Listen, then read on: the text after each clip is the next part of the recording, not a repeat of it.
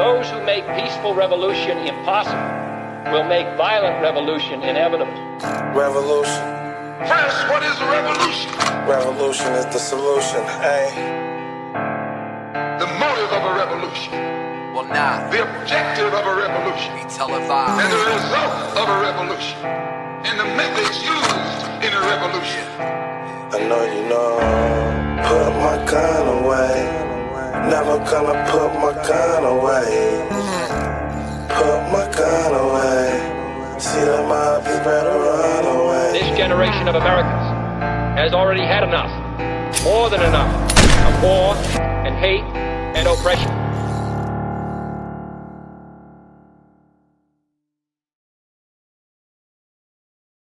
Hello, Internet. Hope everybody is having a fantastic Sunday. We've got some things going on. Anything in the news lately? Anything I should be aware of?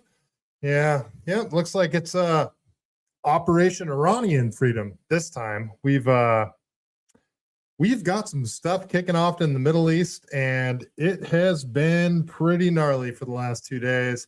I was still awake. I'm usually in bed by like 9 or 10 because I get up super early, and I was still awake on Friday night when all this shit started to go down. And you know, I have a lot of opinions on this, but before I get into my opinions, I want to go over what we know.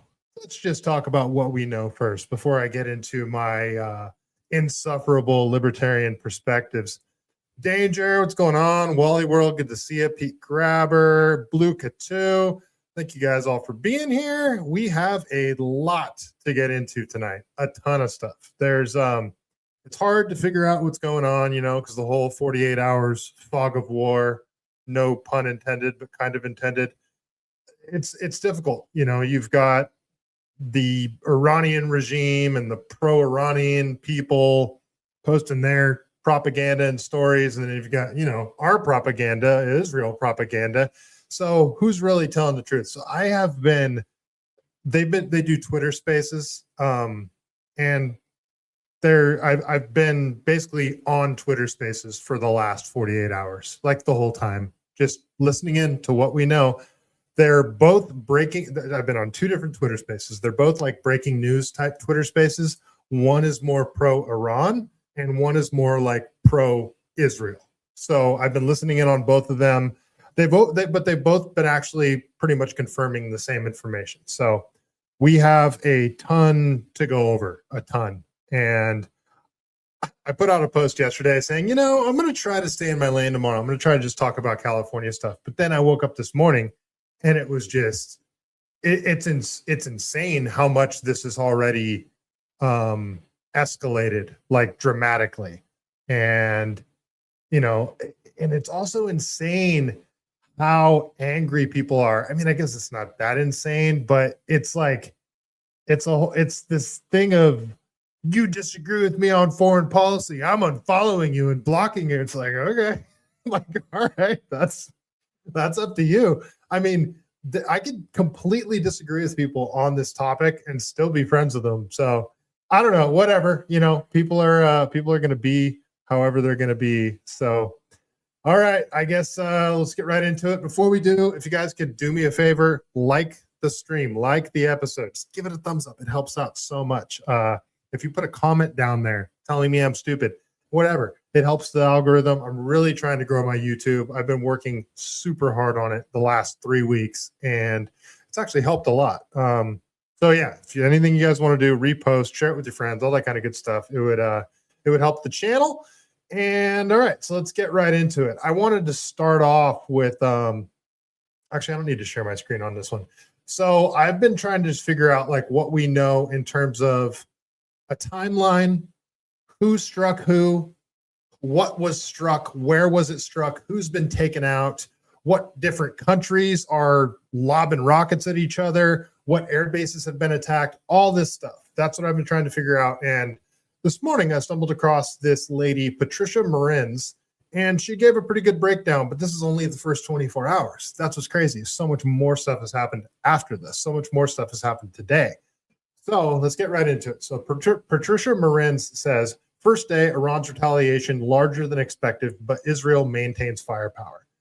The U.S., lacking the range for carrier-based airstrikes, limited itself to launching Tomahawk missiles. Based on just 2 different videos, both showing more than 20 Tomahawks launched, I estimate the U.S. expended 10 to 15% of its Tomahawk inventory on the first day, hitting dozens of targets in Iran.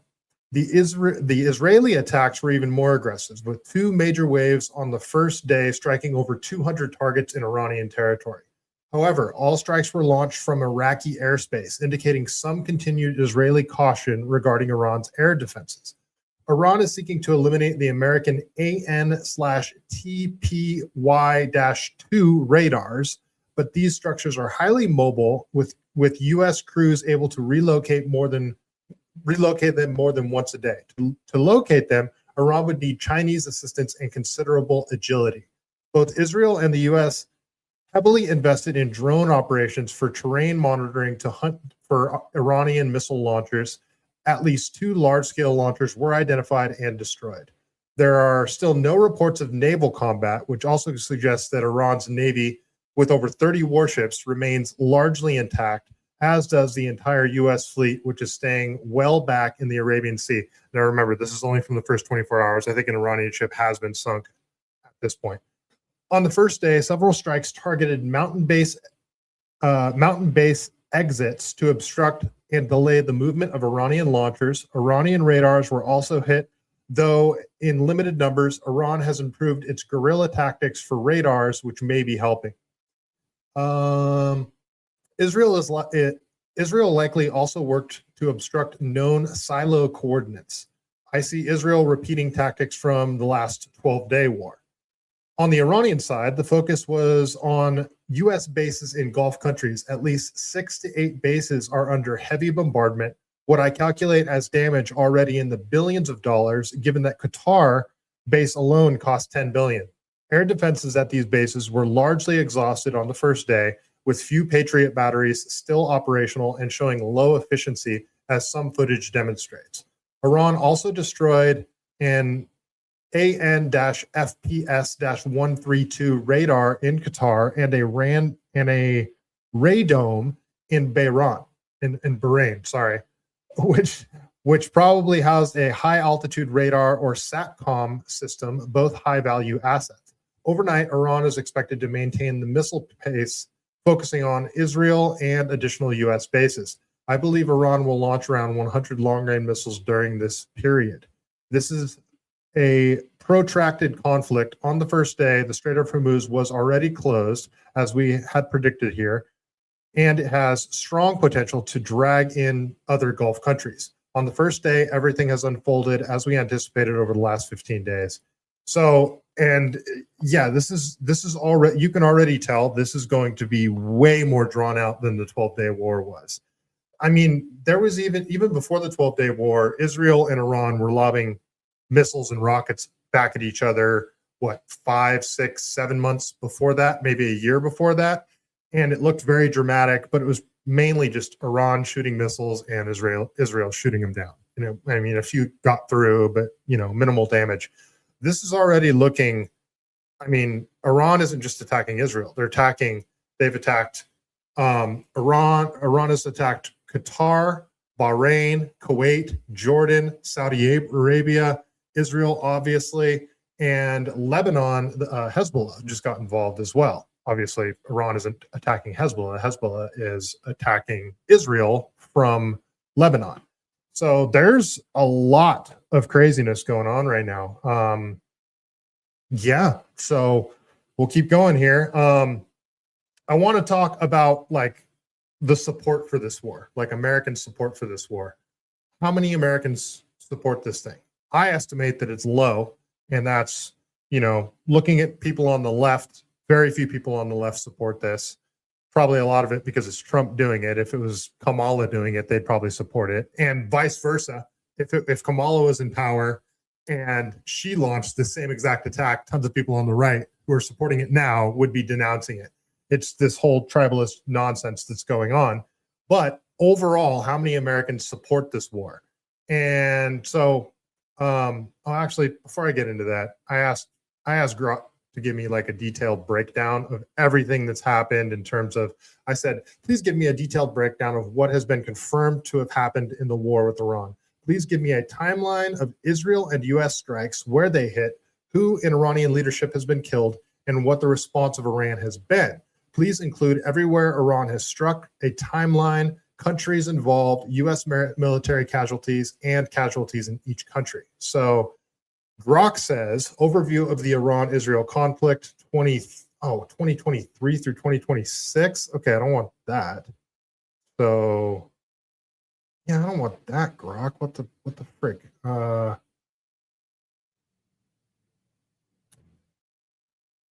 Okay, so we'll just start here. So Iranian leadership killed, and this is just for this conflict. So Ayatollah Ali Khamenei, supreme leader, he's been taken out. It's already been confirmed. Ali Shakmani, former national secretary, council secretary, a Khamenei advisor.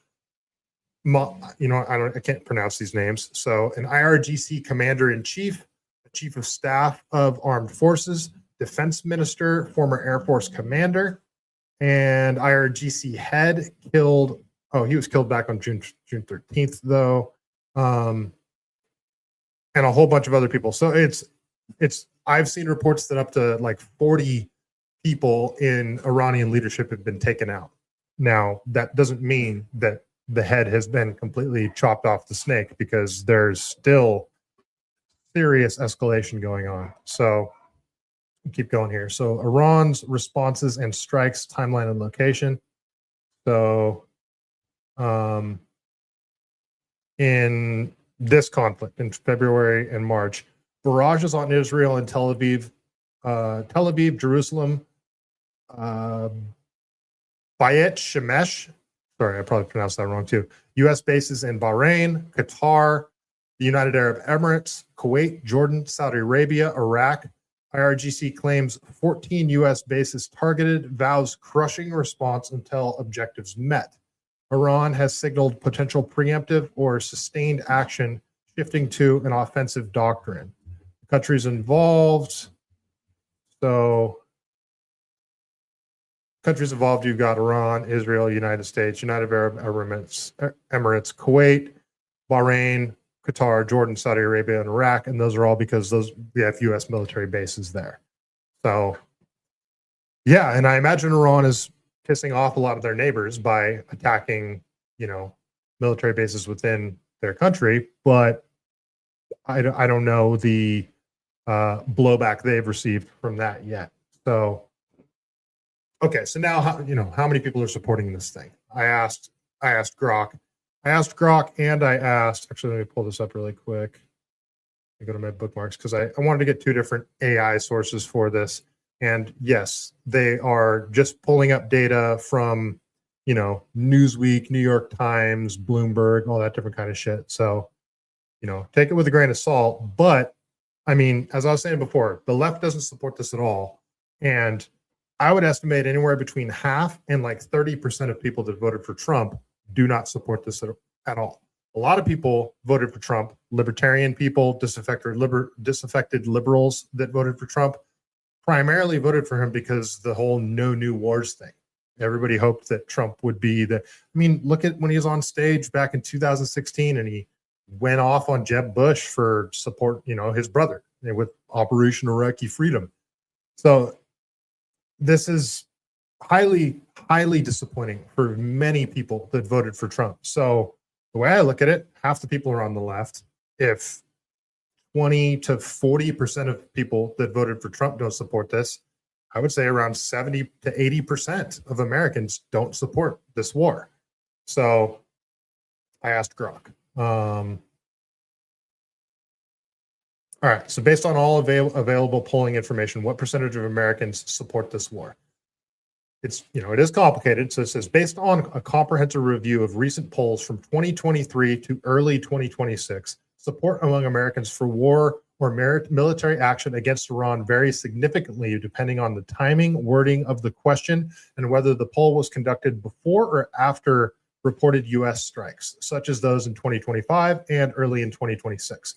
pre-action polls generally show lower support, often between 20 and 30%, while post-action surveys sometimes reflect a temporary rally effect with higher approval of up to 50%. Overall, averaging data from 14 major polls yields approximately 24% support, with opposition typically ranging from 45% to 70%. Here's a breakdown of key findings. A February 2026 Economist/YouGov poll found 27% support the U.S. military force against Iran, with 49% opposed. The University of Maryland Critics Issues poll, February of 2026, reported 21% favoring a U.S. attack on Iran versus a 49% opposed. Another Economist YouGov survey from the same time period echoed this, with 27% support and 49% opposed. A January 2026 Marist poll indicated higher support at 42% for military action in Iran, with 57% opposed, driven largely by partisan differences. 75% Republicans in favor. Quinnipiac's January 2026 poll showed only 18% support for the U.S. military involvement, with 70% opposed. Polls explicitly framing it as war rather than strikes or action tend to show even lower support, which has a post-strike YouGov survey where just 5% wanted full war with Iran, 85% opposed. And I think that's what we're talking about here. This isn't limited strikes on Iran. Trump already came out and said this is going to be he plans on this being a 4-week action, which means this is going to be extremely drawn out. Who knows what happens in 4 weeks, how much this gets escalated. This is, I believe, what everybody worried was going to happen during the 12-day war. This is going to turn into a full-blown, before strikes on Iran happened on Friday night, we had amassed more military, we haven't amassed that big of a Navy armada in the Mediterranean and around the Strait of Hormuz since the Iraqi war. So it was clear that this was going to be a high-level military campaign, not just, sending B-2 bombers in and taking out their nuclear facilities. So danger, but this is not a war. Yeah, it is, bro. Yes, it is. But this is not a war, so we are good to go. Targeted strikes are hardly a war. Trump did surgical strikes on the Taliban in his first term, and we did not have a war. Bro, this is going to be a war. This is not going to be limited strikes. And Congress is going to be voting on it soon. This is actually going to the floor. This isn't like the 12-day war.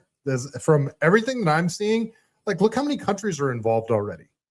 This is already dramatically escalated in just 48 hours. What is the off-ramp then? So if we have that many military forces amassed, they're striking our military bases. So you think it's just going to be okay, let's pack it up, go home. Everybody's, they've put their licks in. It's time to pack it up and go home, gentlemen. No, I don't see this happening at all. I think you'll be surprised what an American military without constraints will be able to accomplish. Okay. I'm not really, I guess I'm not understanding your point there. I have no proof for sure. I can't say 100% this is going to turn into, a 20-year thing like it did in Iraq and Afghanistan, but I do not see this lasting just 4 weeks. Trump said this is going to be a 4-week campaign. At that point, this is a war. If you're saying it's a 4-week campaign,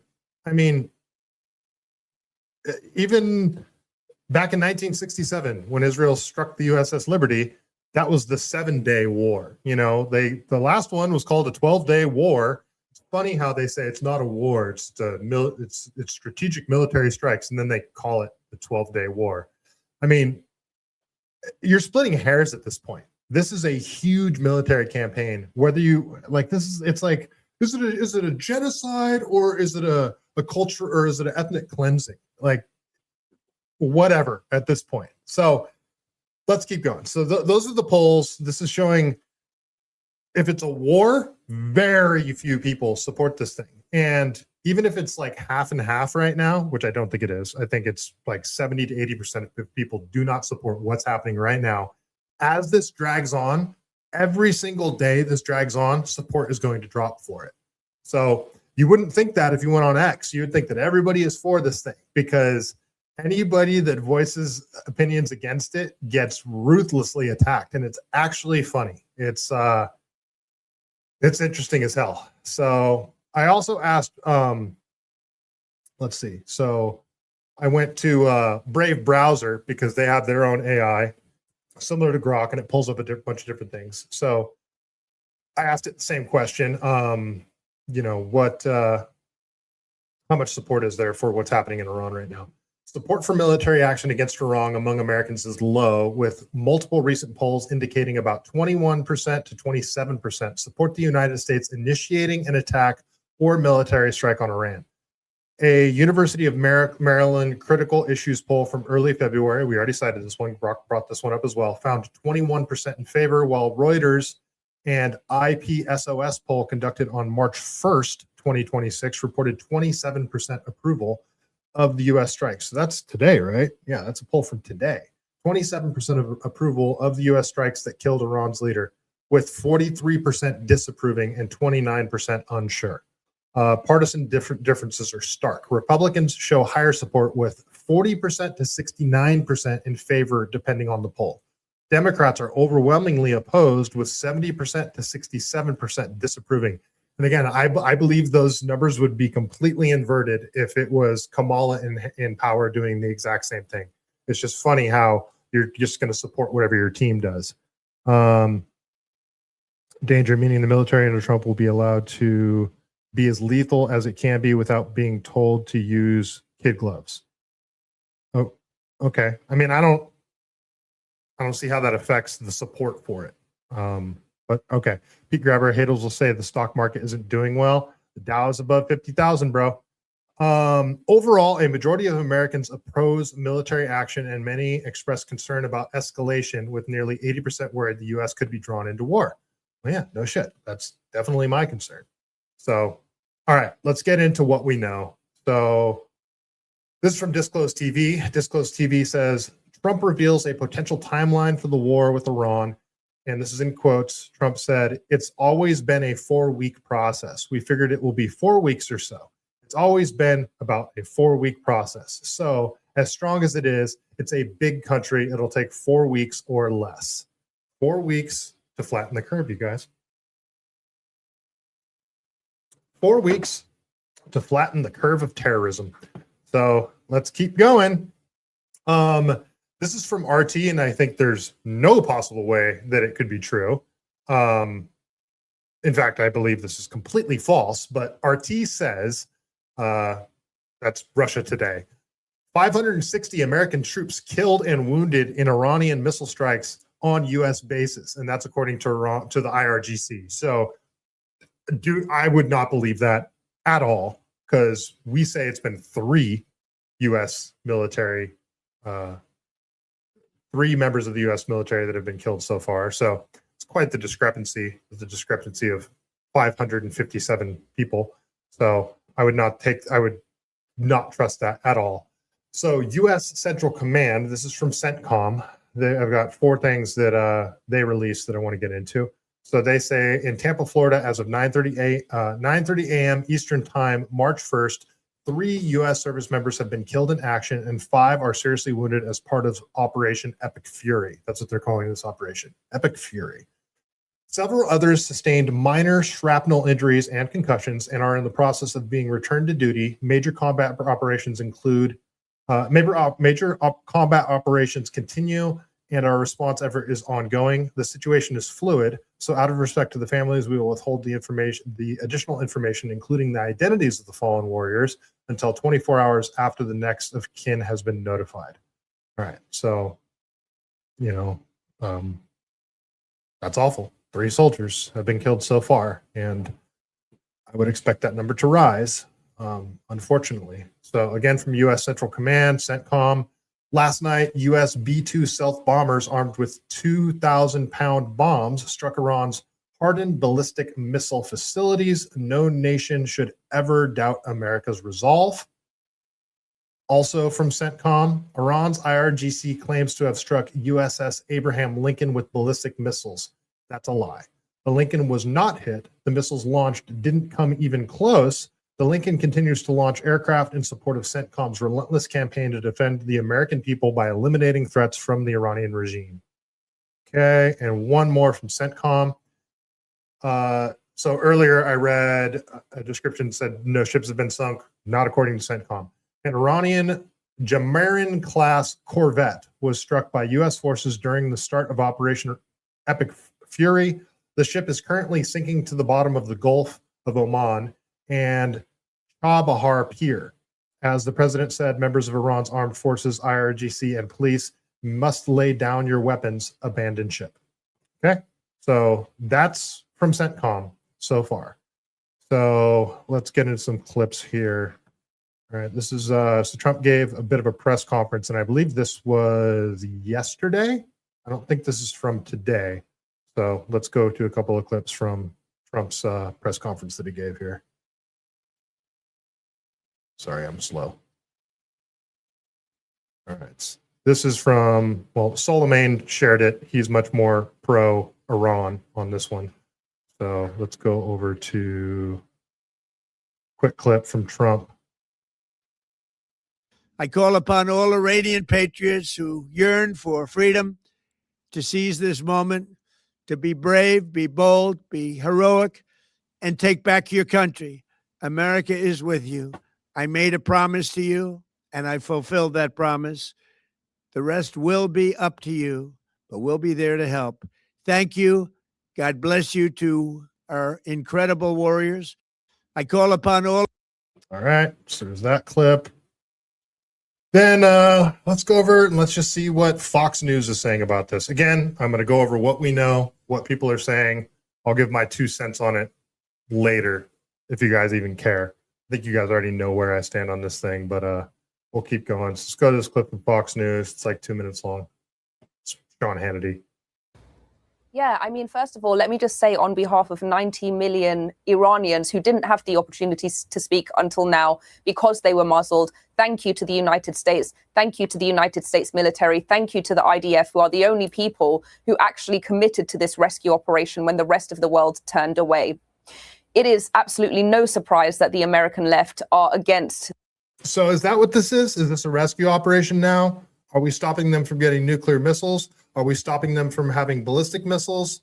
So I'm trying to make clear what's the narrative, what's the justification for what we're doing here? Because before it was Iran can't have a nuclear weapon. Now what is it? Because remember, in the 12-day war, we took out their nuclear capabilities, right? There's 60% enriched uranium. So what is the justification now? What's the strongest justification? If we're going to steel man this, you guys let me know in the chat. What is the best reason for us to be doing what we're doing in Iran right now? What's the best argument for it? This operation, because for a long time they have been on the side of the terrorists ever since October 7th. Nothing new, nothing different. They've been trying to mask their narrative behind some.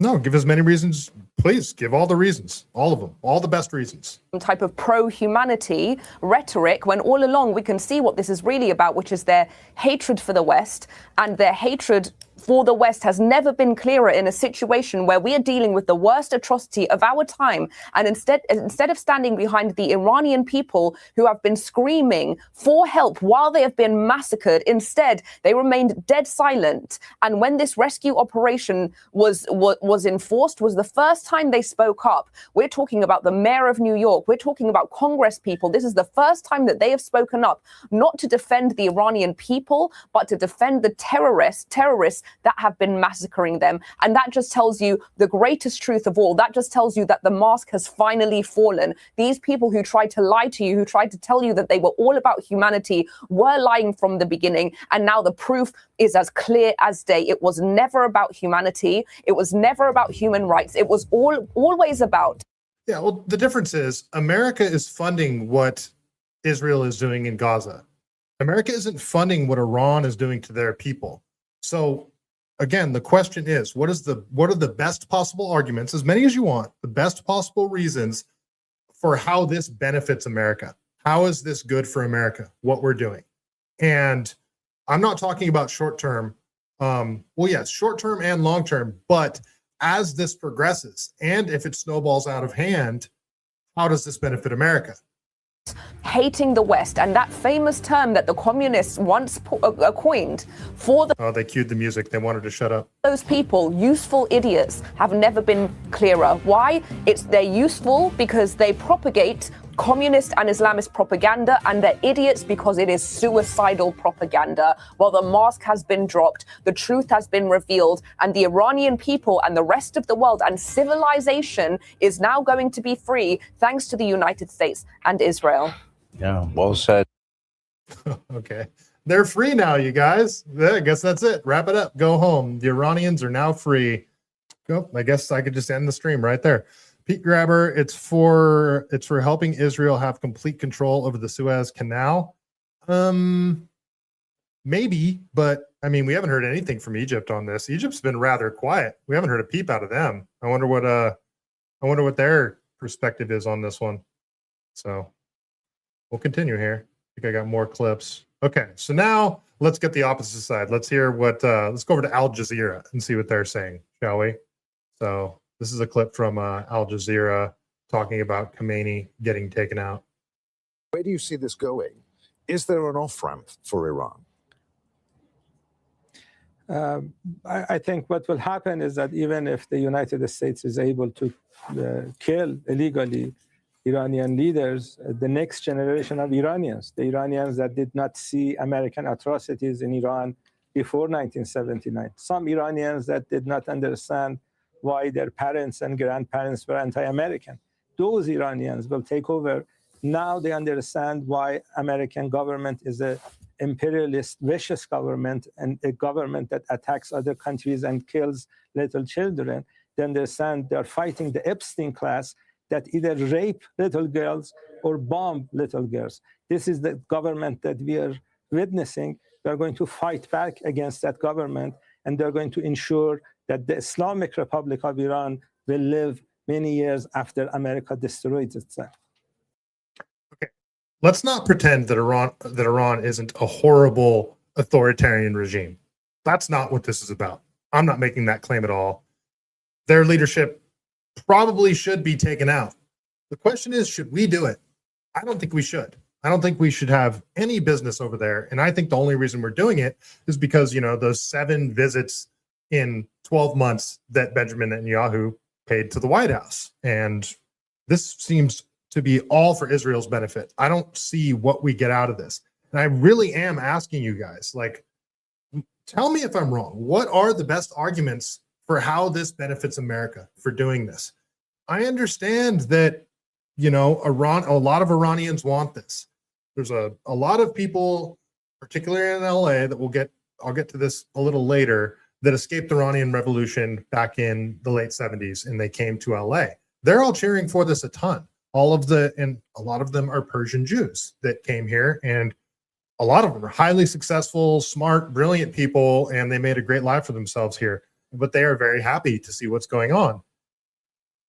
But how is this, not to sound crass here, but how is this America's problem? Like, why should we get involved with this? I want to hear good answers. What am I wrong about, Danger? You are wrong. Like, what am I particularly wrong about? That this doesn't benefit America? Like, I've been hearing that those, you know, what's funny is, like, that's what I'm being told on Twitter. Just, you are wrong. But nobody tells me how this benefits America.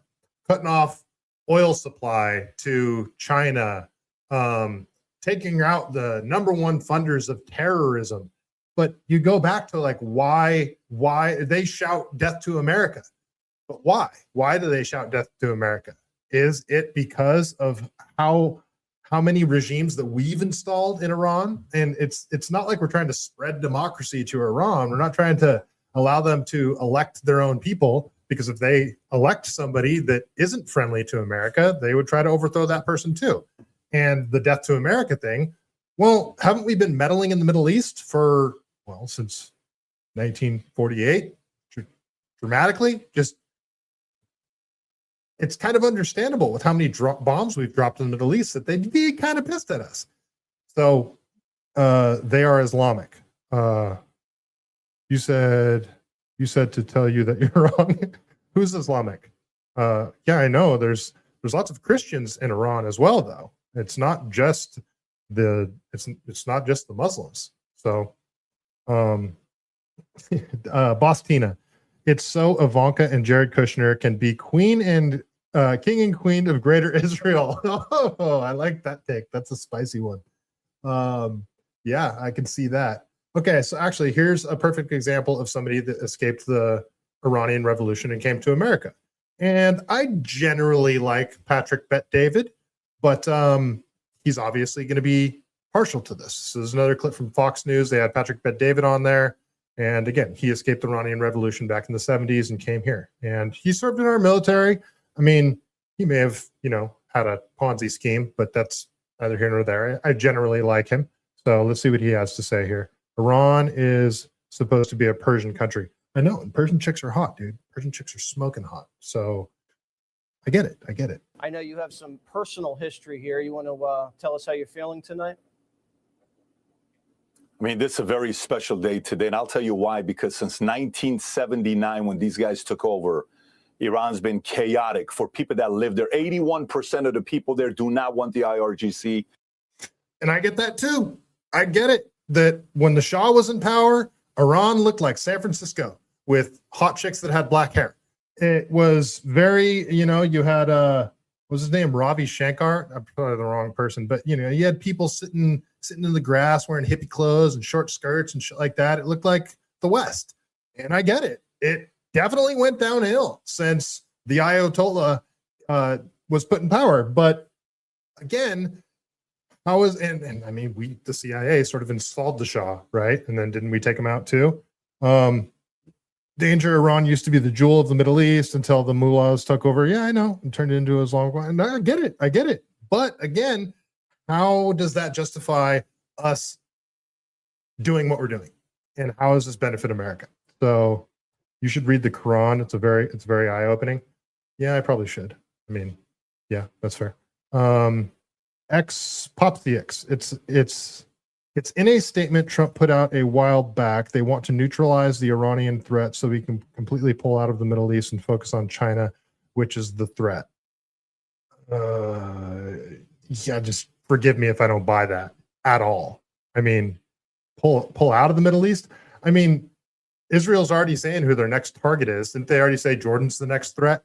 There's no pulling out of the Middle East. I mean, yeah, I don't see that at all. That's not what I'm reading. Let's continue this clip from Patrick Bet-David. Maybe he'll tell me how I'm wrong.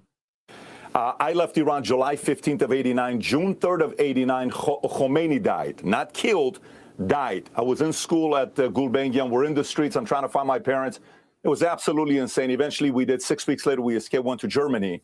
Fast forward from 89 till today. Now, the Supreme Leader Khamenei being taken out. This isn't like taking out the president or general of the army or even the prime minister or even the Pope. You took out the number 2 to God in their religion. You took out the Supreme Leader. This is a statement to everybody. Brett Baer put out a post about the fact that they took out 40 of their leaders. Think about what that conversation looks like right now to say, listen, guys, you have a couple options. You can either... Popsius, can you send it to me? Because I can't really search for it right now. If you send it for me, I'll pull it up. Work with us or you're next. Does anybody want his job? Does anybody want to be the Supreme Leader next? Because the target's on you. What do you guys want to do? So that conversation, I believe, is taking place right now. But the world just got safer today because of all the leaders that were taken on. And God willing, if the mission is done, the world's going to be a safer place. How do the Iranian people feel about this?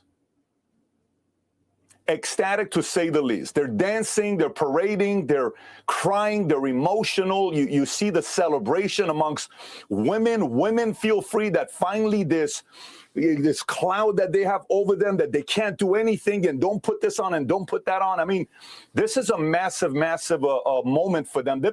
Iran is only 5 days away from having OnlyFans. been waiting for this for 47 years. And you have to realize for 47 years, we've had a lot of different presidents. We've had a lot of different Iranian leaders that have tried to make this happen. But the one thing that's very different is the president. President made this happen. The Iranian people, I wouldn't be surprised if moving forward in the Iranian community, a lot of the people that couldn't stand the president because they were liberals or, oh my God, he saw this, he saw that. Watch how many Iranians who were Democrats could overnight become Republicans saying, I support this man here. Yeah, if it's a 2-day, 3-day thing and the leadership's taken out and democracy spreads through the region, sure, I can see that. But not if it turns into a massive power vacuum, a total civil war, and absolute chaos. So let's not pretend that this can't go completely sideways. How do you think this changes the political dynamic here in the United States? You've kind of seen some wishy-washy comments from Kamala Harris, from Gavin Newsom. Yeah, Ayatollah is a bad guy, but this is an illegal war, and I don't support it. How do you think that's going to play? I mean, they have to play their politics. I'm not surprised. We're going to get a lot more of that. And by the way, here's the part that we have to realize, you know, for viewers that are watching this, I want you to think about this. What is the heaviest decision you had to make that nobody knew about? What is the most recent heavy decision you had to make? Maybe kids, maybe marriage, maybe finances, maybe you lost a client, maybe you lost a business, and it's carrying all this burden on you, right? Think about everything that we're dealing with. So a few days after Supreme Court rules against the president, publicly everyone's talking about, you know, you got to give this money back. And then he goes to the State of the Union, calm, cool, collected, has a blast, calling them crazy, enjoying himself, celebrating with the, you know, the hockey team that just won, talks for an hour and 48 minutes. And while he's giving the speech, this is what we have to realize. He knows they're about to attack Iran, but no one knows it. I mean, this is not an easy thing to do for a leader. When a leader's carrying burden, you typically will feel something from them. You felt nothing. This is why Iran, the IRGC, was shell-shocked how it happened. It's not like they did it at 2 o'clock in the morning or 3 o'clock in the morning. 8:15, it's like in your face. We're going to do it when you're awake because we want you to know. We went inside. You had a mole. The same way many years ago, we've all seen the movie Donnie Brasco with Joe Pistone that went into the mob for 5 years and 10 months. And then all of a sudden, every one of the mobsters gets caught because this guy started leaking all the information. If there was a mole inside IRGC that's leaking information out, this may be the most humiliating thing that ever happened to these guys. It's a massive loss for them, massive victory for America and the world. I don't think you can call this a victory yet, but we'll see. Yep. Hopefully this continues to go as well as the first 24 hours have. Hopefully. Let's see. Let's see what happens. All right. Let's see how ABC News is reporting on this, huh? So this is a Iranian FM. I don't know what Iranian FM stands for, but this is his reaction to it. You committing that Iran is not and will not build missiles that would have the capability to reach the United States? I can confirm, yes. Sir, if that's a red line for you, why is attacking U.S. military bases abroad justified? But because they are attacking us. They are U.S. military. Yeah, isn't that kind of a silly question? Why are you attacking military bases after you've been attacked? And they said they said that's exactly what they're going to do. If you guys attack us, we are going to attack the military bases that are in countries surrounding us. They specifically told us that's what they're going to do. And she's like, well, why? How do you justify attacking those military bases? Don't get this twisted. Don't think that I'm supporting Iran and want them to attack military bases. I don't. But this was sort of easy to see that that's what was going to happen. You know, installations, facilities, bases who are attacking us. We are under attack. Why don't you recognize this fact? We are under the attack by U.S. forces in the region. So we have every right to defend ourselves. And how to defend ourselves? We attacked, the U.S. bases. This is obvious. This is a very simple fact. And I hope that, and I'm sure that people would understand that. We are not the one who attacked Americans. We are only defending ourselves. You committing that Iran. It's funny, he used the defending ourselves line. Does Iran have the right to defend itself? So there's that. What's up, Bob Tiergarten? How you doing, man? You been running lately? All right. So, and there seems to be a lot of people on the right that are pretending that it's like so unheard of to be against this regime change war in Iran. I mean, let's go to Charlie Kirk. What was Charlie Kirk saying about this before he died? Going to take out the Ayatollah. Oh, really? What comes next? What comes after regime change? Might be, oh, well, we need a small number of U.S. troops to support the new regime. We have seen this play before. Regime change, you have no idea how this is going to work out. You have no idea. It's going to take out the Ayatollah. So he's 100% right there. Nobody has any idea how this is going to play out. And let's not pretend that there isn't a chance that this turns out exactly like Operation Iraqi Freedom. After shock and awe went down, it was like, look, we took them out so fast. And it's like, wait, why are we here 20 years later? There's definitely a chance of this happening. And there's a chance of making it way worse in Iran than it already was. Just like in Iraq, when they took out Saddam Hussein, everybody thought it was going to be all puppy dogs and rainbows after that. But then there was this huge power vacuum, and the Shia and the Sunnis were having a civil war for the next 20 years, and tons of American troops died. It was like 1 million people that died overall, Iraqis, and not to mention the blowback. What is the blowback on the United States going to be from this?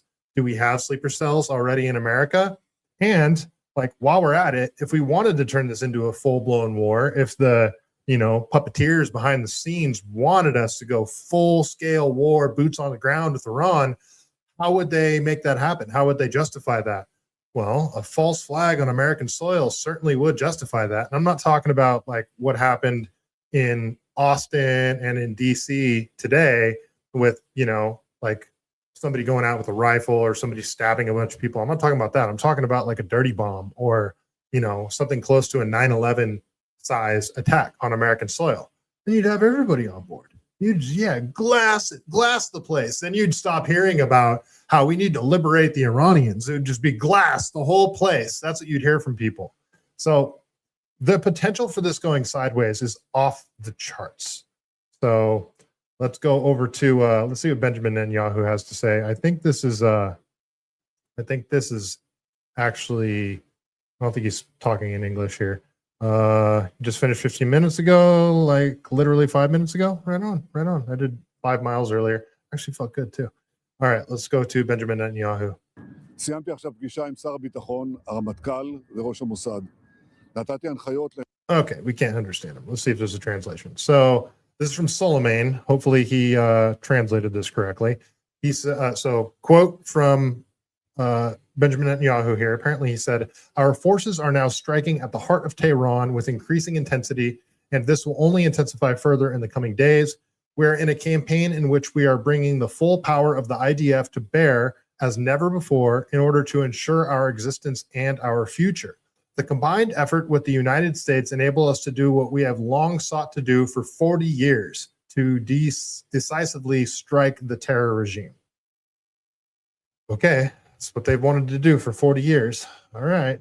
So, all right, we'll just get into some of the scenes from this thing. So this is from, this is the embassy in Karachi. Apparently people are storming the embassy and Marines have been given the authority to shoot people. So this is hopping out outside the U.S. Embassy in Karachi.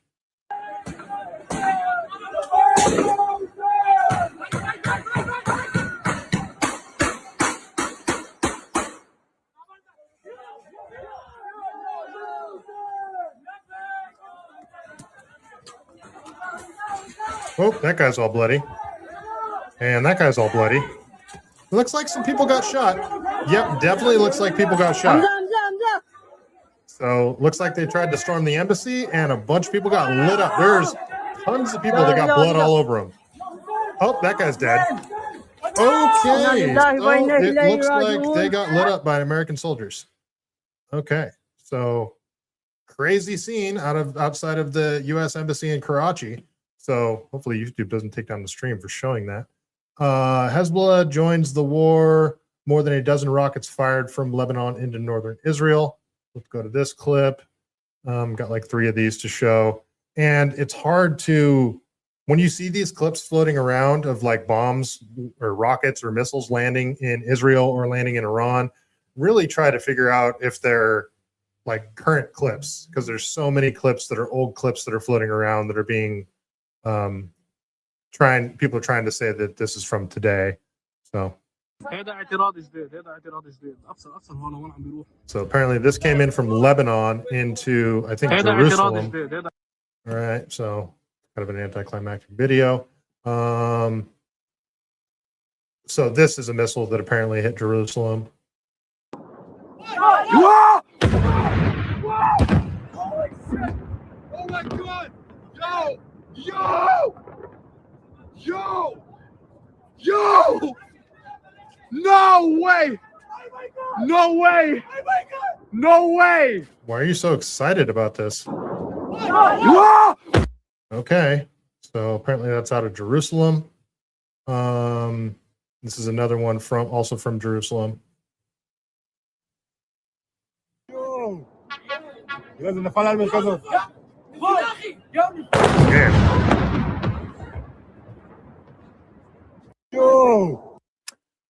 This is not good. It's not good, folks. Not good at all. Here's another one from Jerusalem as well.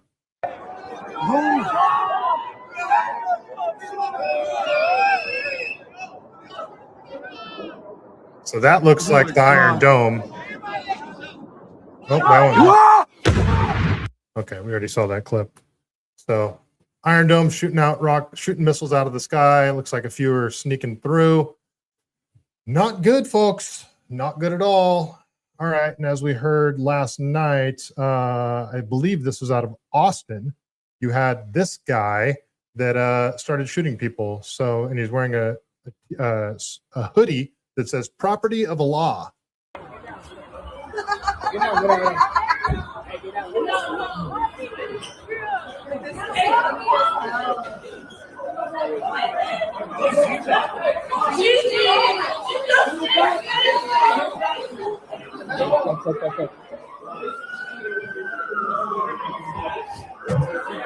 We're good.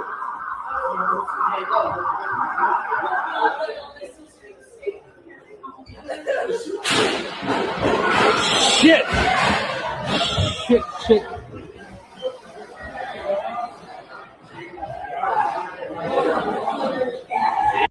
So I don't know the numbers on this. I don't know how many people were shot, how many people were killed. I don't even know if this guy got killed. So if you guys have any updates on that, let me know in the chat. Bob Cheergarden, YouTube can suck it. Bro, Rumble has actually been kind of sucking for me lately, and I've been trying to build my YouTube channel. So I get it. But you know, YouTube's been better lately. Like they've totally backed off from the censorship. I'm not saying it doesn't happen anymore, but they've gotten way more lenient, it seems. So we'll keep going here. All right, and then so yeah, there was a mass stabbing in DC today, or outside of DC. So multiple emergency crews are on the scene of a mass stabbing with shots fired on I-495 near Washington DC. At least 4 people have been stabbed on the Beltway, and a suspect has been taken down. So this happened on the freeway. It's kind of crazy. Scout 701 Delta 700 Bravo. I'm going to start you to a public service 495 southbound prior to Little River Turnpike. We're getting multiple calls of a male subject stabbing several people on 95. It started out as a property damage crash, and now he's stabbing people with a knife. Car 70 Bravo, you direct. J95 reference. Underwrite. So they're calling that like a terrorist thing, but it sounds like it started because of a crash and he started stabbing people. So I don't know. It's hard to know what's going on. You think 3 dead, 14 wounded in Texas last night? Okay. Thanks for the update. That's awful. Okay. And I would expect back to the, sleeper cells thing with our wide open borders that we had for the last 4 years. Yes, I think it is highly likely that we do actually have Iranian, I don't know about sleeper cells, but definitely people that hate America, terrorists in America that probably want to do us harm. So I would not be shocked to see some sort of big crazy thing happen on American soil as blowback for what we're doing in Iran. I would also not be surprised if there was some sort of false flag attack, or if it was a real attack and everybody just automatically assumed that it was a false flag to justify further escalation in Iran. So the potential for so much shit to completely go out of control because of these actions is off the charts, if you ask me. There's so many ways this can go wrong. And Trump is gambling, if you ask me, and I think it's going to be an absolute bloodbath in the midterms. I think Republicans are going to get fucking slaughtered. Oop, I'm trying not to curse on YouTube. Okay, so, well, and on that note, so Roz alerts, according to Fox News, a former FBI official has issued a stark warning that sleeper cells linked to Hezbollah and Hamas could be operating inside the United States amid ongoing strikes in Iran. Okay, well, I think we all sort of anticipated that. So this Iran has struck, I believe it's up to 3 oil tankers outside of the Strait of Hormuz because they shut down the Strait of Hormuz. And I guess tankers didn't listen. And Iran has fired on 3 of them, I believe. And this one looks pretty bad.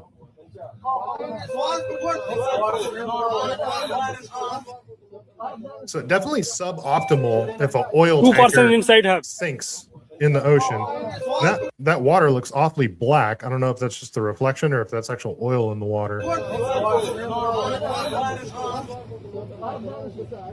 So yeah, definitely suboptimal. All right, so we got this from, I believe this is the California Post. They so there was hundreds of people in LA today supporting what was going on in Iran, and everybody's sort of pointing at it and being like, look how happy everybody is. The thing is, there's a huge population of Persian Jews that escaped Iran during the Iranian Revolution in '79, and they went to LA. And yeah, they're going to be happy about this. Like, you can't blame them for being happy about it either. When they left Iran, when the Ayatollah took over, I mean, Iran was a great place to be. Tehran was a great place to be. Tehran's beautiful from all the pictures that I've seen. The ski resorts, like, it looks like a beautiful place to visit. And when they escaped, like, think about how much worse it got. And like the home, I could totally sympathize with them. They have memories of their home being like a peaceful, like open society that you could live in, and it became a total authoritarian regime. So yeah, you expect them to be happy that the Iranian regime is getting taken out, but you know, I think we need to acknowledge how this could easily go sideways and actually make things worse in Iran and create a power vacuum and civil war. So let's go over to the California Post. They got a video here. I thought they had a video here. Yeah, they do. Okay. Let's go to this. Mute it. You guys see this? So this is just okay. I don't actually want to watch this. This is just clips out of Iran. So I'll just read what they say. So they say hundreds of demonstrators from Los Angeles Iranian American community took to the streets Saturday to celebrate the U.S.-Israeli airstrikes and killed Iran's supreme leader. One person said, "I want to cry, I want to scream, I want to dance, I want to laugh, but above all, I just want to celebrate," said LA resident Shervin Koramain, 55 years old, waving an Iranian flag as he joined with the elated crowd outside of the Wilshire Federal Building in Westwood. Okay, so yeah, there's big celebrations in LA today. Demonstrators in LA, home to the largest Iranian community in the U.S. and affectionately known as the Tehrangels. I like, they're trying to mix Tehran and Los Angeles. Like, it's hard. I don't like it. Marched outside of the federal building, waving American, Iranian, and Israeli flags and holding posters thanking President Trump. Okay. All right. I think you guys get the point. A lot of people that escaped Iran and went to LA, escaped Iran in the '79 Iranian Revolution, went to LA. They're happy. They're happy about what happened. So, okay. So we'll go over to Dr. David Ahmedi, who I share his posts all the time on here. I love Dr. Ahmedi. He's fantastic. I talk to him all the time. I've DM'd with him back and forth. He's a regular on Fox News. very smart, very intelligent, well-reasoned person, but he is an Iranian Jew that escaped Iran during the 79 revolution. So it's easy to understand how he's going to be sort of biased on this issue. And he's very pro-Israel, and that's fine. I'm not super pro-Israel, as you guys can probably imagine, but, well, as you guys probably noticed, I should say. And we disagree greatly on this topic, but I have the utmost respect for him as well. So, I don't want to disparage him in any way. I understand where he's coming from. I understand why he's happy about this. I just disagree on it because I'm more America first and don't think this benefits America. I don't think there's a good justification for why we're doing what we're doing. So carry on with grace. So Iran has oil, whereas Israel has oil only for themselves. Say that. Okay, let's keep going here. So Gavin Newsom did come out and say some dumb shit. So Gavin Newsom comes out and says the corrupt and I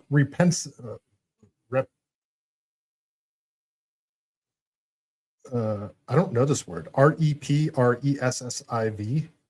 Repressive. I think he meant to say repressive and he misspelled it. The corrupt and repressive Iranian regime must never have nuclear weapons. The leadership of Iran must go. But that does not justify the President of the United States engaging in an illegal, dangerous war that will risk the lives of American service members and our friends without justification to the American people. President Trump is putting Americans at risk abroad because he is unpopular at home. As this unfolds, California stands with the Iranian American community in our state, recognizing they have many friends and loved ones who have fought bravely to chart their own future and end decades of state violence and denial of basic rights. So he's trying to have it both ways there. He's trying to say Trump bad, but it's good that what's happening in Iran. He's trying to walk the line here, and he's not doing a very good job. So Dr. Ahmedi says, thank you, Gavin Newsom, for showing us who you are and how you'd lead us as president. Another Joe Biden or Jimmy Carter, weak, trembling, lacking any moral duty or understanding of history. Thank God you'll never be president. I don't necessarily know if I believe that. I have a bad feeling Gavin is... I think Gavin, unfortunately, has a very strong chance of becoming the next president of the United States. Let's see. Boss Tina, that's debunked. What was debunked? All right, let's keep going here. And like I said, Persian chicks are hot. So this is another person in LA, a message to Democrats on Iran. Well, I'll just play her video. She's hiking in a lovely area, and well, she's hot. Let's just say that. So let's see what she has to say here. Both of my parents escaped the Islamic regime so that I could be here in sunny California right now in a sports bra, in athleisure, going for a leisurely hike at 1 p.m. without having to fear being... That's not a hike. That's a walk. You're on a paved path. So let's just split hairs here, but that's a walk. You're not on a hike. Beaten, killed, or arrested. Meanwhile, the people of Iran are in the streets being massacred for this sense of normalcy. And as much as I want to enjoy this hike, I can't stop thinking about the people of Iran. My heart is with you, and I pray for you to no longer live in fear every time you leave your homes. Mwah. Well, let's hope it works out. Let's hope that Iran isn't just thrown into chaos, because I hope that I'm wrong. I hope this is just a multi-day thing and Trump proves that he's a military strategic genius again. And this just overthrows the regime. We get in and out of there, and then Iran just becomes free like it was before. Let's hope that's what happens. I highly doubt that is what's going to happen, but let's see. So Gavin Newsom had some more things to say. So Gavin Newsom put out a post, says, reckless is the only way to describe Donald Trump's war with Iran. He's a wrecking ball president. See, I hate how Gavin is there. He's like giving him a political football, and Gavin is definitely going to use it. So let's see what. I also think that Gavin's an idiot when it comes to foreign policy. I really think he's like an AOC type, where and Gretchen Whitmer, where they really don't know what's going on. They aren't good when it comes to foreign policy, because I mean, he doesn't really need to be paying attention to this stuff. And then when he talks about it, at least when he talks about California issues, even though he's gaslighting and lying all the time, he at least seems to know the facts and know, I mean, even though he's lying about the facts, but he seems to know what he's talking about. When he talks about foreign policy, he totally sounds like a fish out of water. Like he doesn't know what he's talking about. That's what he says here. All right, let's Pete Grabber, I blame dyslexia. Yeah. Oh man, I should have brought that clip up. That was freaking good. Okay, let's keep going here. Carry on with grace. Depends on the economy. If gas prices go up during the midterms. Yeah. I don't know. I think Trump's losing a lot of support. I really do. I think Trump's losing a ton of support from his base. I mean, he's lost my support. I hate to say it. I mean, I even if I don't support him, I still want him to succeed. I'm not going to be like a freaking anti-never Trumper, but I am not happy with how he's handled this first year of his administration. I'm not happy about it at all. So we'll see. Let's hear what Gavin Newsom has to say about this war in Iran. He lied to you. So reckless is the only way to describe this. Destruction is not strength. And once again, we've seen him destroy not only our allies in relationship to the rest of the world, but we're seeing him destroy any capacity to explain fundamentally what the core American interest is at this moment, to declare war, to go to war with a regime. He didn't describe to the American people what the end game is here. He didn't describe the existential threat of the moment, the immediacy of the crisis at hand. See, it's all just word salad. Like, what are you saying? I mean, are you trying to say that he went into this, he didn't get congressional approval, and he doesn't have an off-ramp? Like, how is he going to get out of this? If that's what you're saying, okay, I understand what you're saying, but you just seem to be saying words for the sake of saying words and using hand movements to sound like you know what you're talking about. There wasn't one. He manufactured it. That's Donald Trump, the chaos president, this wrecking ball president across the board. Yeah, and I think Gavin Newsom would have done the exact same thing. I think Kamala would have done the exact same thing. Like, yeah, okay, keep going here. So Gavin got ripped to shreds on this one. He had the audacity to come out and say, average gas prices in California have stayed below $5 for nearly 2 years. Well, below $5, because that's not expensive as shit. Trump's new war is already rattling markets. We're watching this space closely. So Gavin Newsom is trying to say that he like the gall of this guy to talk about gas prices, where, I mean, I've done whole episodes on why gas prices are insane in California because of, first of all, the insane gas tax, the cap and trade shit, the requiring oil refineries to make special blends, making it too expensive for oil refineries to operate, them shutting down, having to import all of our oil, even though we got plenty right under our feet.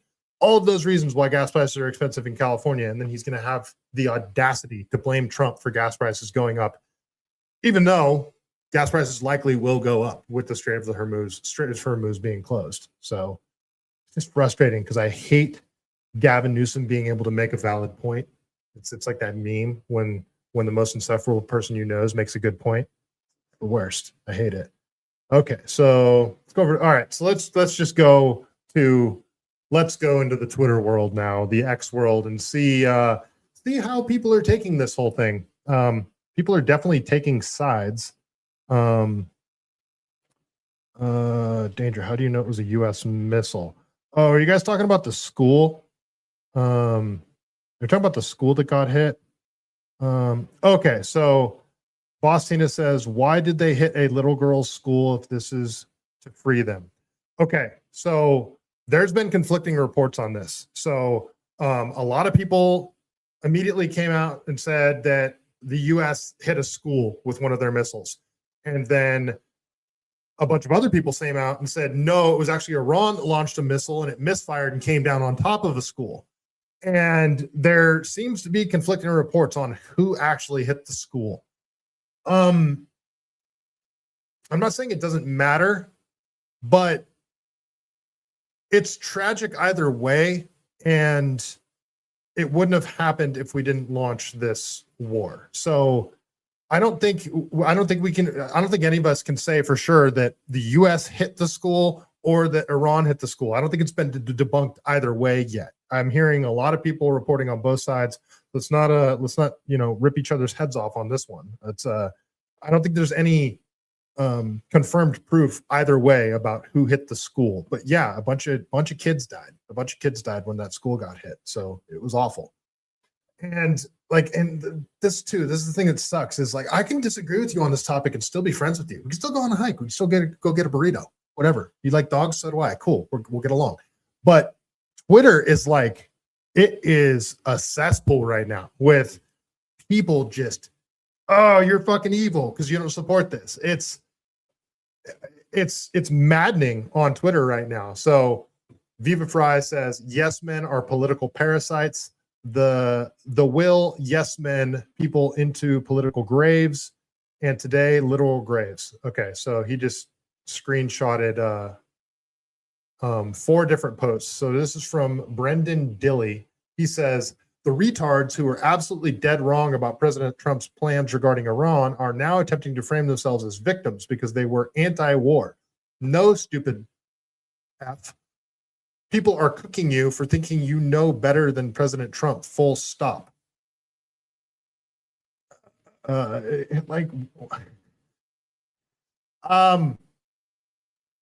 think there's valid concern for having another regime change war in the Middle East. Like, okay, Brendan Dilley continues. Some clickbait whores are now claiming that they changed Trump's mind because, this is from 2015, because sloppy Steve Bannon allegedly went to the White House. Do you know how effing dumb you have to be to think sloppy Steve is influencing POTUS in this year, 2025? Okay, so again, this is Viva Pride just like talking about all the yes men. So this is Cat Turd reposting Anna Paulina Luna. Anna Paulina Luna said, all of these pretend pro-America accounts that were pushing infighting within MAGA are literally foreign grifters. I'm telling you, the foreign op is real, and so are the bot accounts. Well, Anna Paulina Luna, and this is from 2025. I'm not a bot account. I'm real. I'm an American. I'm a Californian. I'm not a liberal. I'm also not a Republican. I am a conservative. And I believe that it is the conservative position to not do regime change wars in the US because it doesn't benefit America. You can argue that it does, but I haven't heard a very strong argument for it. Northside Battle Stations coach, we are at war. I hope you're just talking about Twitter. Did anything happen? Like, if anything happens, anything crazy, any crazy shit goes down while I'm live streaming, please drop it in the chat and let me know if like something really big happens. Not, I don't know. If anything really big happens while I'm live streaming, please let me know. So after Anna Paulina called all the people that are against this bots, and this is back from the 12-day war. So Cat Turd reposted and says 100%. The same red alert panicking. I hate that term. It's so stupid. The sky is falling doomers who said we were heading into World War III when Trump bombed Iran nukes are pushing their BS panic for click buttons again. But remember, like, the whole thing with the 12-day war is that this is just a strategic military operation. They can't be allowed to have a nuclear weapon. We're going to take out their nuclear capabilities, potential nuclear capabilities, because again, it was only 60% enriched uranium. And that's it. That's it. Over. And then what? Less than a year later, we're back there and we're going full-blown war. And then, yes, I'm calling this full-blown war. This is not going to be an isolated thing. Trump already said it's going to be 4 weeks, which means it's going to be much longer than that, because who knows how this can fly off the rails in this 4-week span. So, like, here we are months after the 12-day war, and the original excuse to do what we did during the 12-day war was that they can't be allowed to have nuclear weapons. And then it turned into, when all those protests were going on that may or may not have been influenced by the CIA, they're slaughtering people in the streets, all that stuff. It was, oh, we have to liberate the Iranians. They're massacring people in the streets. We got to come in and save them. And then when we didn't go for that one, when, the Cat Turds and the Mark Levins and the Randy Fines and the Ben Shapiros didn't get their way on that one, then it turned into, oh, they can't be allowed to have ICBMs. They can't be allowed to have intercontinental ballistic missiles, even though they don't. They barely have missiles that can reach Israel. And that was the new reason. It's like they keep moving the goalpost on the reason that we're going to go into Iran. So we'll keep going here. This is the next one. Oh, this is from Clandestine. He has me blocked. Used to really like that guy too. We do this cycle every couple of months. Remember Iran? So when is this from? This is also from October of 2025. So this is from a few months ago. He says, we do this cycle every couple of months. Remember Iran? When all the panicins. Then it's like it's like they create these buzzwords and we're like, we're gonna make this a thing, like the woke right. We're gonna make the woke right a thing. Remember Iran when all the panicking morons said Trump was George Bush 2.0 and would start World War III for Israel? Remember the tariffs? When the finance bros and the panicans said Trump would tank the economy? It's all the same group of people every time. It doesn't matter. The tariffs have already gotten ruled illegal by the Supreme Court. It's just funny. And I don't have much of an opinion on the tariffs. It's the same group of people every time. It's the same group of people every time that want us to go to war with Iran. It's infuriating. It's the same group of people every time. It doesn't matter what the story is or what's happening. They are just opposing Trump no matter what, and their stupidity is infecting MAGA.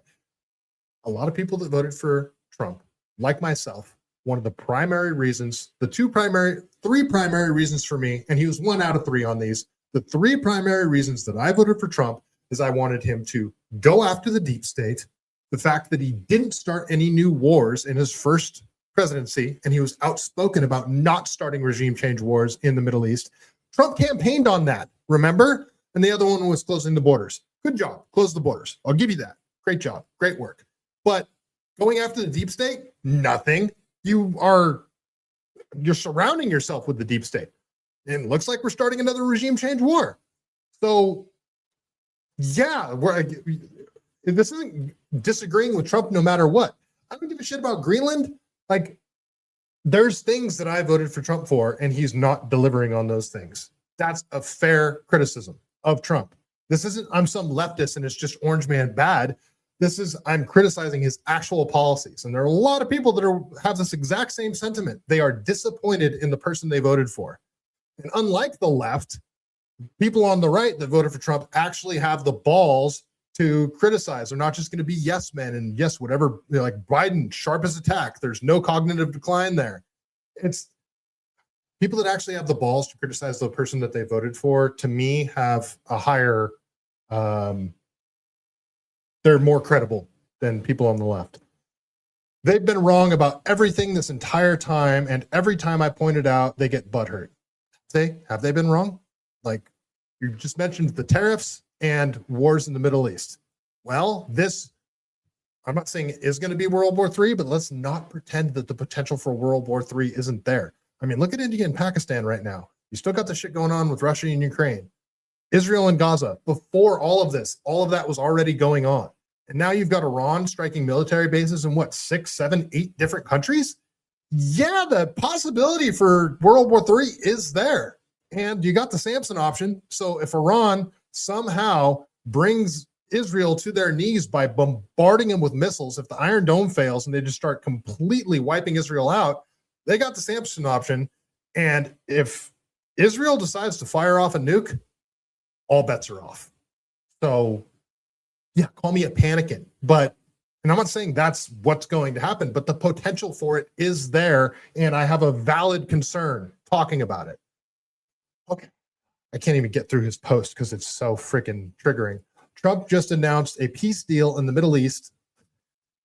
And instead of being happy about that, they are causing drama because they don't want to admit they were wrong about Trump. So this is from October. Like, oh, that peace deal is going fucking great. Okay.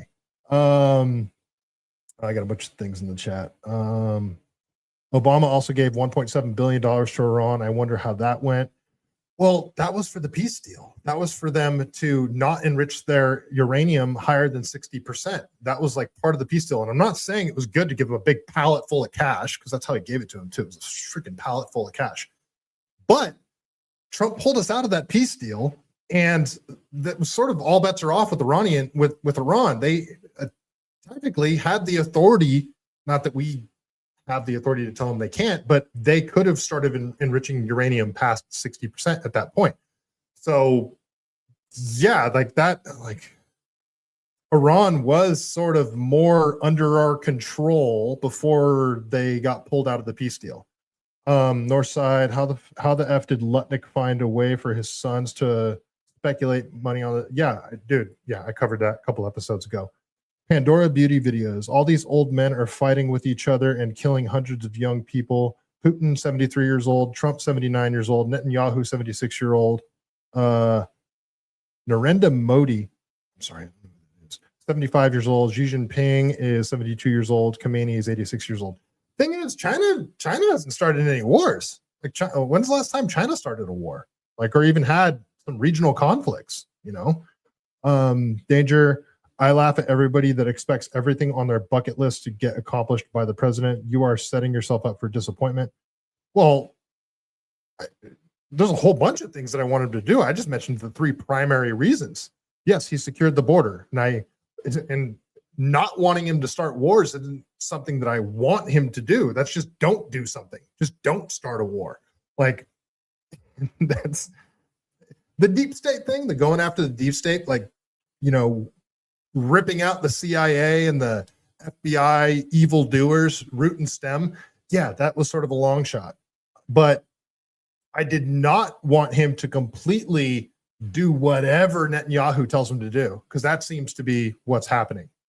I got one more like annoying post to get through. So this is from today. So this is Cat Turd praising whatever this post says. Okay, this is Centcom's update, and this is okay. So he just says this is the 3 U.S. service members being killed, and Cat Turd putting up one of these. Pete Grabber, bro, shit the bed with no taxes on overtime bigly. Did he? I thought that went through.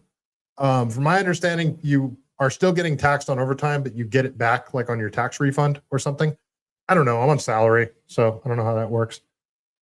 All right, let's go over to Matt Walsh. So I'm just going through like what a bunch of different people are saying on Twitter about this thing. So Matt Walsh, who I disagree with all the time, actually had a pretty level perspective on this. He says, if you're a proponent of this war, so be it. Make your case. But lecturing skeptics for not trusting Trump is the dumbest argument you could possibly make. It's perfectly reasonable for America to be skeptical of a regime change war in the Middle East. Thank you. Trump himself was skeptical of them.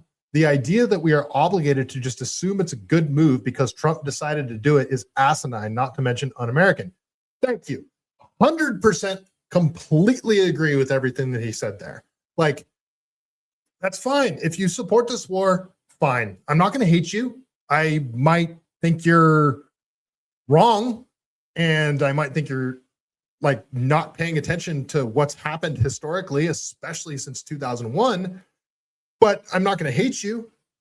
But if you're like, there's a ton of people out there like, oh, you don't support this. You didn't wear a uniform. Shut up. You're a pussy. There's a bunch of chicks. I won't mention any names, but there's a ton of chicks that are like, it's so unmasculine to not support this. Fuck you. Like, what? Yeah, sorry, I don't want people to go off and fight and die for a war that benefits another country. So, all right, so that's Matt Walsh's thing. Yeah, this I think was the most horrific one that I've seen. Laura Loomer, of course. So Laura Loomer says, I've been so vindicated. Every day I am more vindicated. This is, she really said this next part.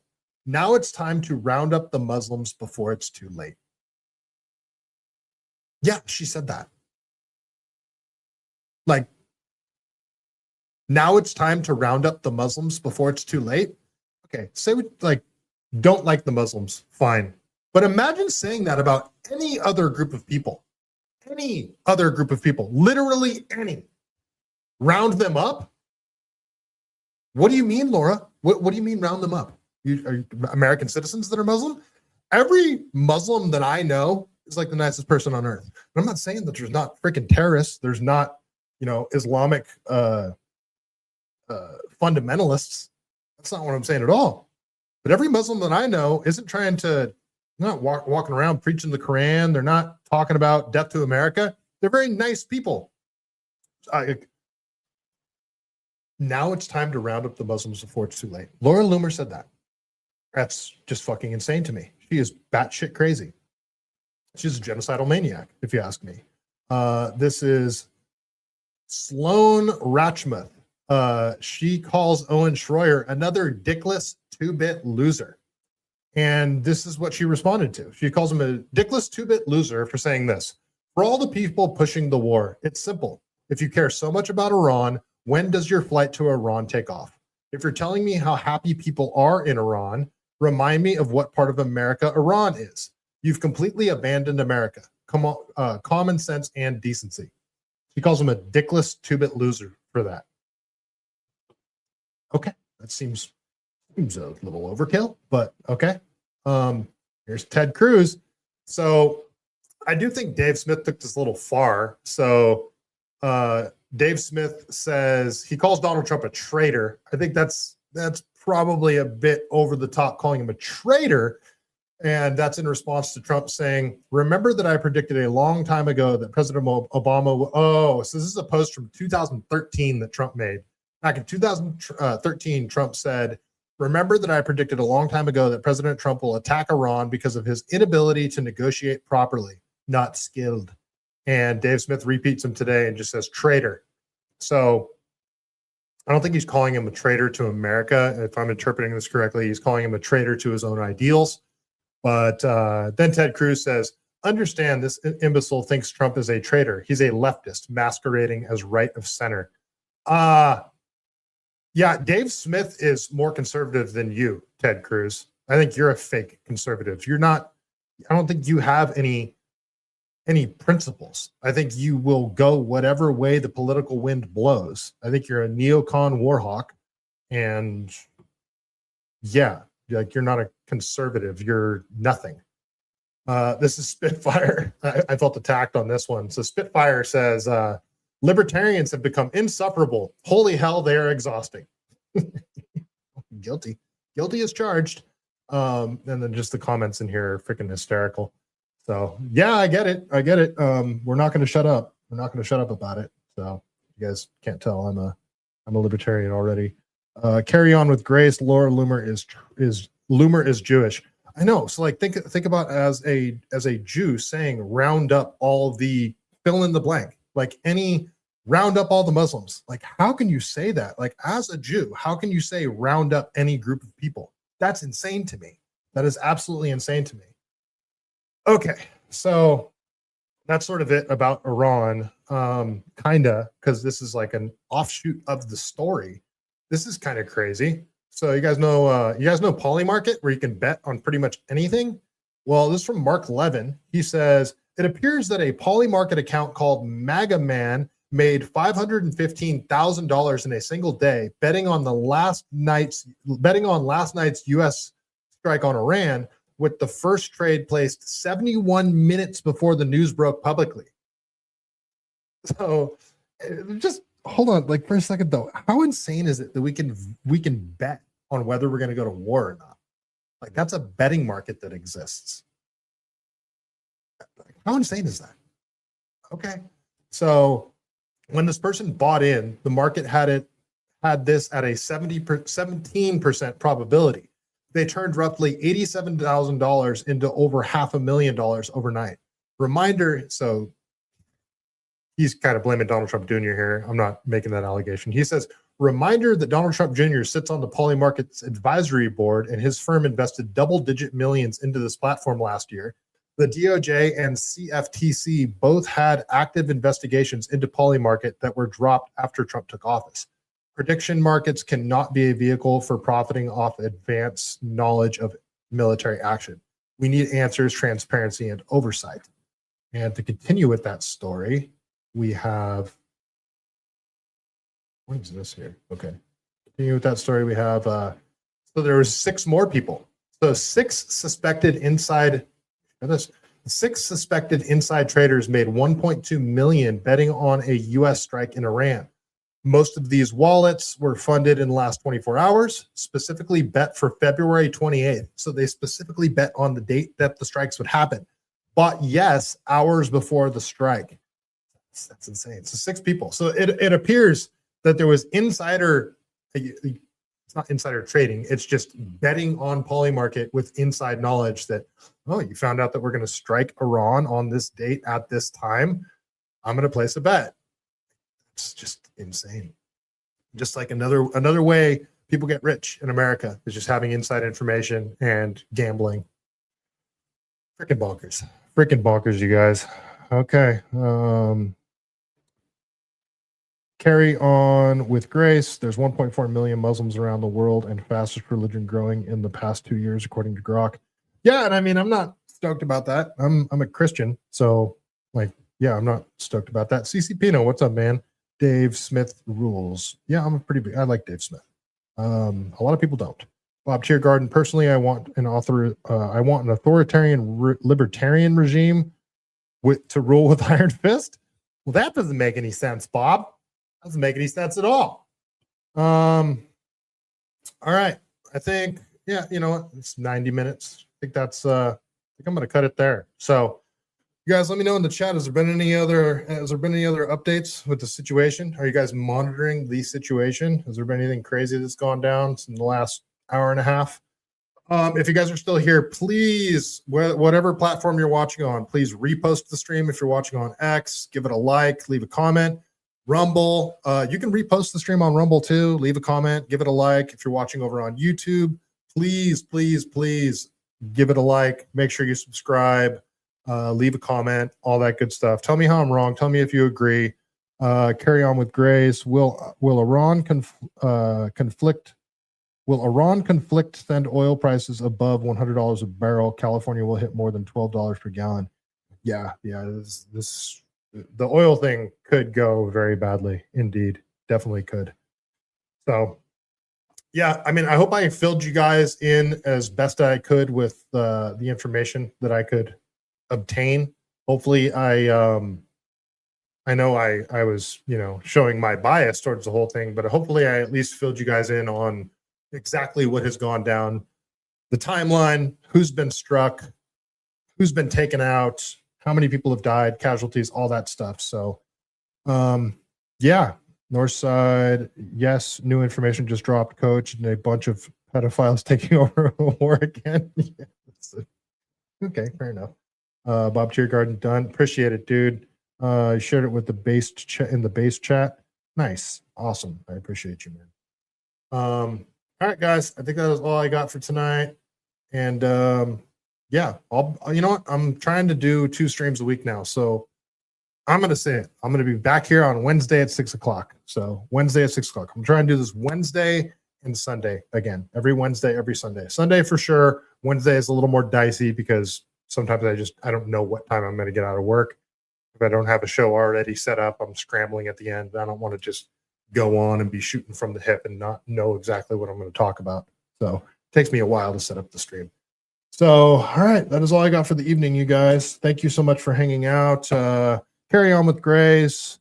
Northside, Bob Tiergarten, Danger, of course. Let's see who else. Pete Grabber, can't forget you. You're awesome. Pandora Beauty Videos, thank you so much for hanging out. Who else we got in here? Boss Tina, you're awesome. Thanks for being here. X Popcx, I don't know how to pronounce that, but yeah, thanks for hanging out. Who else we got in here? Wally World, I thought I saw you earlier. Yeah, if I missed you guys, I apologize. Bluke too, nice to see you. All right, that's all I got for the evening, but you know how we do it. Before we get out of here, we got to tell a joke from the greatest book ever written, The Truth About Chuck Norris. This is the sequel, courtesy of Danger, here in the chat.